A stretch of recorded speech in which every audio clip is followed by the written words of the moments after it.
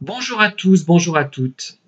Imaginez qu'au sein d'un couple, votre mari ou votre femme vous dise: ne t'inquiète pas pour cette tâche, quelle qu'elle soit, d'ailleurs tâche domestique, corvée diverses, on ne sait pas exactement, peu importe. Je vais m'en charger, tu ne fais rien, je m'occupe de tout.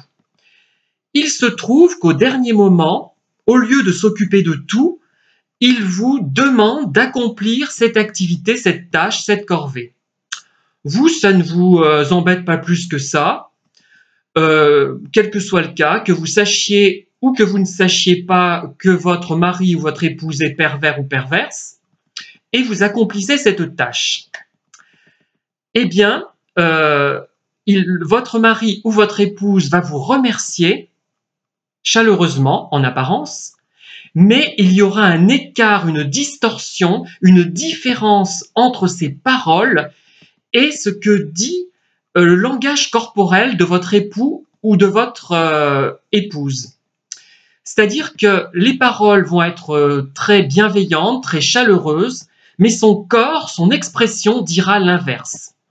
Alors, si vous ne savez pas que votre mari ou votre épouse est pervers ou perverse, ça va vous intriguer. Vous allez vous dire, mais il y a quelque chose qui cloche. Qu'est-ce que j'ai dit qui n'allait pas? Ou alors c'est moi qui ne comprends plus rien. Si vous savez que votre mari ou que votre épouse est pervers ou perverse, vous n'allez pas vous étonner de cela.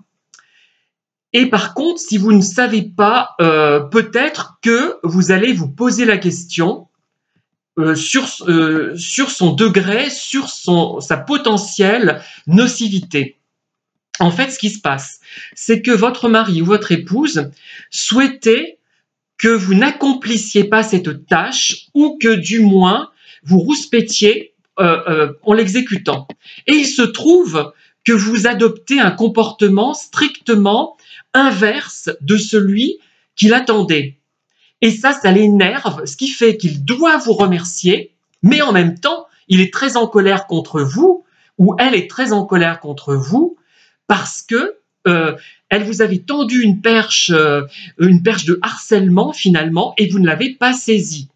Et si vous savez que votre conjoint ou votre conjointe est pervers ou perverse, c'est une bonne attitude, pour l'agacer, mais en même temps, le mieux, ça serait peut-être de quitter cet époux ou cette épouse.